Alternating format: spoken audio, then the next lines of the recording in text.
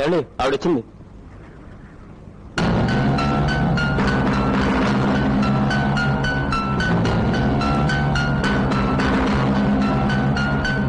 ఆగు, ఎప్పుడు దాకా ఎక్కడున్నావే? రాత్రి అంతా ఎవరితో కూడుకొస్తున్నావు? చెప్పు. నన్ను అడగడానికి నువ్వెవడవి? నీకు కాబోయే మొగుణ్ణి. ఎవరో రౌడీ వద్ద నిన్ను బెదిరిస్తే నా మానాన్ని వాడికి వదిలి నీ ప్రాణాన్ని రక్షించుకోవడానికి పారిపోయిన వాడివి నువ్వు మొగుడివా? మొగుడనేవాడు మగాడే ఉండాలి, ఇలా పిరికి పందే ఉండకూడదు. అమ్మా సుధా. అవునన్నా, ప్రాణానికి తెగించి నన్ను కాపాడకపోయి ఉంటే ఇక్కడికి మేలు కాదు, నా శవం వచ్చిండేది. నిన్ననగా రక్షిస్తే ఇప్పుడు వచ్చావు అంటే రాత్రంతా వాడి రుణం తీర్చుకున్నావా? కూర్చోవరా.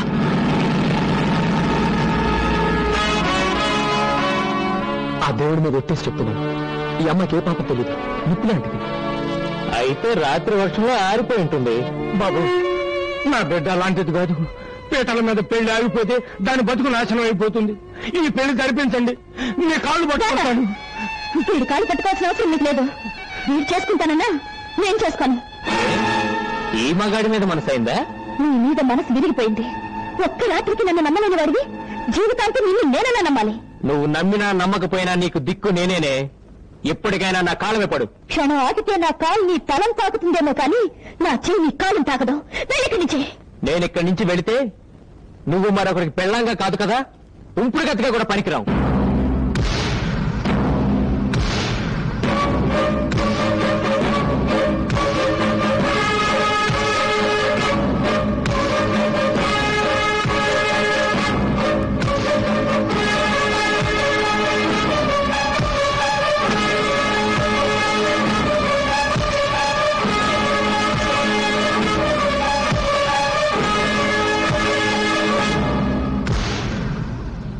నా మానాన్ని కాపాడారు, ఇప్పుడు నా అభిమానాన్ని కాపాడండి. నా జీవితానికి రెండే పరిష్కారాలు. ఒకటి, ఊరి వాళ్ళ ముందు ఈ పసుపు తాడు మీరు నా మెళ్ళో కట్టడం. రెండు, ఊరి కోసం నేను ఓ పలుపు తాడు నా మెళ్ళో కట్టుకోవడం. నిర్ణయం మీదే.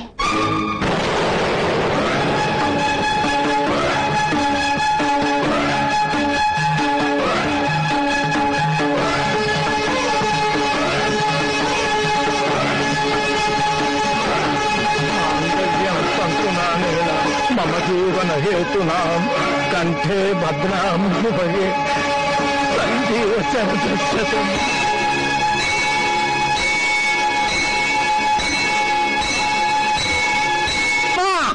సిస్టర్ సెల్లమ్మా, అమ్మా తెచ్చేశాడమ్మా. ఈ బాలి బలేసి మరీ పెళ్లి కూతురు తీసుకొచ్చేసాడు. గోవిందా, అమ్మాయిని తీసుకురా. నంబర్ 1 తెంగరి, సొంత ముద్దాతి ముద్దు. ఎంతకంటే తెంగర బుచ్చి ఓన్ ఇండియాలో దొరకదాం. బాయ్ మా సిస్టర్.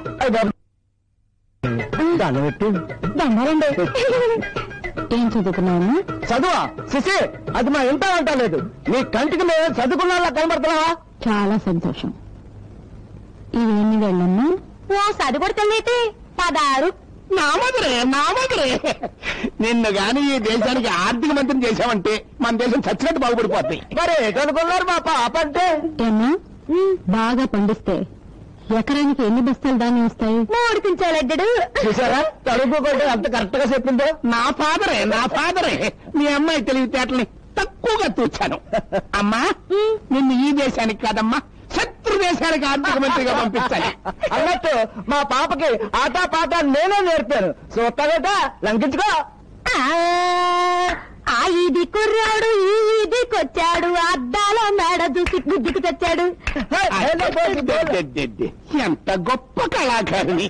నిన్న గనక డాన్స్ డైరెక్టర్ గా పెట్టి సినిమా తీస్తే తప్పకుండా ఆస్కార్కి ఆస్కారం ఉంటుంది. ఓ పాలు, మా పాప చేత హైదరాబాద్ టీవీలో డాన్స్ కూడా కట్టించాడు. అవునులే, వాళ్ళు మాత్రమే తీసుకోగలరు ఇలాంటి కళాఖండాల్ని. నిన్ను కాదు నన్ను. అమ్మా, అమ్మాయి నాకు బాగా నచ్చింది. వెంటనే ముహూర్తం పెట్టించు. మీరేటి అనుకోకపోతే ఒక చిన్న మాట అమ్మా. అబ్బాయి గారు కూడా పాపలో పాలు చూసేసి బొర్రూపేశారనుకోండి, మేము డాన్స్ ఆడుకుంటూ ఇంటికి వెళ్ళిపోతాం. అక్కర్లేదు, బాబు నా మాట కాదండు. నేను గీసిన గీత దాటడు.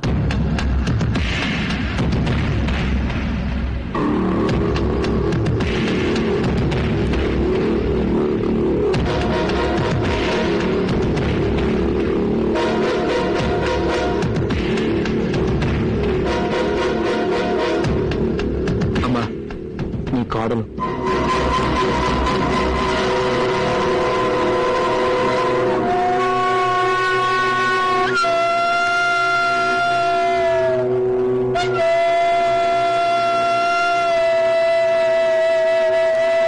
మగాడు తాళి కట్టేవరకే తల్లిదండ్రుల మాట వింటాడు. శోభనమైతే పెళ్ళాం చుట్టూ తిరుగుతాడు, దాని మాట వింటాడు. అలా తప్పని పరిస్థితితో తాళి కట్టాల్సి వచ్చింది. నీకు చెప్పకుండా పెళ్లి చేసుకున్నాను కోపంగా ఉన్నామా? నా కొడుకు ఇంత గొప్ప పని చేసినందుకు గర్వపడుతున్నాను, ఎంతో ఆనందిస్తున్నాను. చూసా మా అమ్మ ఎంత మంచిదో. నేను చెప్పాను మా అమ్మ కోపం రాదని. పిల్ల పాపంతో కలకాలం వర్తలండి. లేవండి, అమ్మాయిని లోపలికి తీసుకెళ్ళి బాబు. వెళ్ళమ్మా.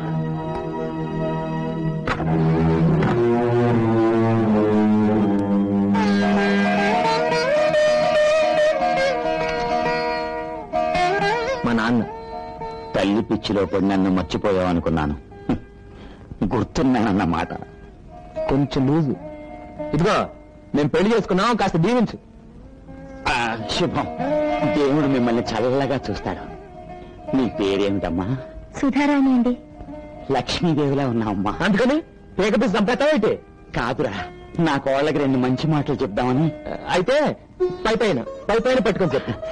నీ రాకతో ఈ ఇంటికి పట్టిన శని వదిలిపోవాలా? వదిలిపోతులే. నువ్వు వదిలే. నువ్వుండ్రా. చూడమ్మా, ఈ ఇంట్లో నేను తప్ప మిగతా వాళ్ళంతా పిచ్చాళ్లే. అందరికన్నా పెద్ద పిచ్చాడు వీడు. ఇందుకే నిన్ను గదిలో పెట్టింది. నువ్వు పదా పదా. సంతాన ప్రాప్తి, దీర్ఘ సుమంగళీ భవ.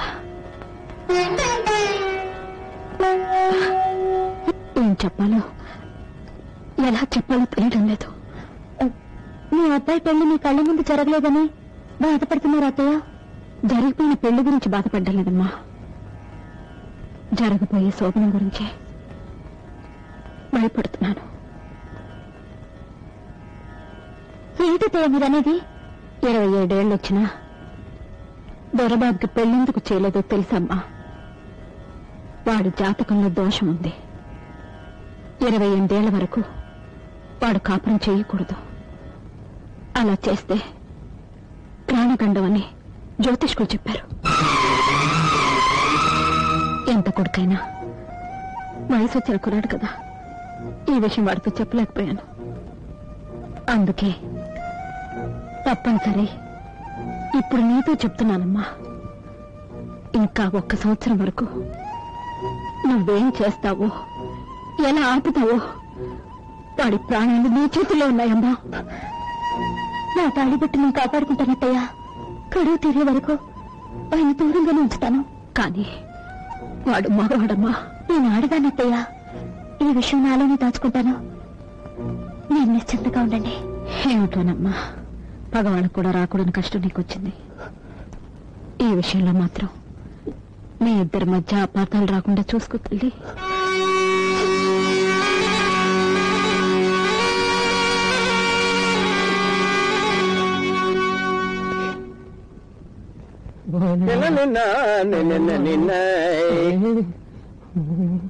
ఏంటబ్బా గారు డోలు వాయించేవాళ్ళగా చేతులు గడగడగడగడ వాడించేస్తున్నారండి? అదే మొదటి రాత్రి కదా, మొదటిసారి లోపల ఏం చేయాలో ఏం మాట్లాడాలో తెలియక చాలా కొద్దిగా కంగారుగా ఉంది. ఏమన్నా అంటే అన్నా ఉంటారు కదండి. నేను ఈ పరిస్థితి ముందే ఊహించి ఓ తూరు పంపు సైడ్ దగ్గరికి వెళ్ళండి, కొంత ప్రాక్టీస్ అయిద్దండి అని చెప్పాను. నా మాట ఉన్నారా? వెనకపోగా నేను శ్రీరామచంద్రుణ్ణి అని పోజిచ్చారు. ఇప్పుడు ఏమైంది? ఏమైందండి? వాళ్ళంతా చవటాటింది. అబ్బా భయపెట్టకరా. ఇప్పుడు ఏం చేయాలో చెప్పు. ఓ పని చేయండి, సరాసరి గదిలోకి వెళ్ళండి. వెళ్ళారు కదా, జేబు నుంచి 50 రూపాయలు తీసి పట్టుకోండి. పట్టుకున్నారు కదా, కంచుగారు పాల గ్లాస్ ఇచ్చుకుని వస్తారండి. వచ్చారు కదా, అటు ఇటు చూసి 50 రూపాయల నోటు లటక్క జగట చూసేయండి. ఆ తర్వాత చూసుకోండి నా బెంగళూరు బెండకాయ.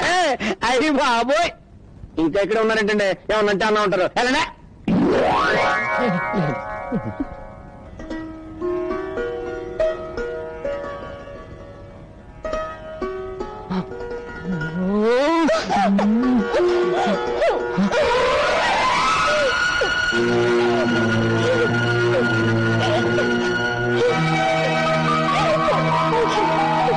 ముద్దు ముచ్చట తెలియని ఇలాంటి పల్లెటూరు మధ్యన ఎవరు చేసుకుంటుందో గాని చస్తే కాపురం చేయదు.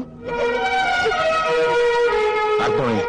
ఆ రోజు నా చేత తాళి కట్టించుకుంది నలుగురిలో అల్లరి పాల్పడకూడదని, నీ నాన్న పరువు పోకూడదనే గాని నన్ను ఇష్టపడి మాత్రం కాదు. చదువు సంధ్య లేని పల్లెటూరు బయటనేగా నేను నీకు మొగుడుగా పనికిరాంది. సస్తాన్ని నేడిస్తే జాలిపడి తాళి కట్టానే గాని ముట్టుకోవద్దని ఏడిస్తే ముట్టుకునేంత మూర్ఖుడిని కాను.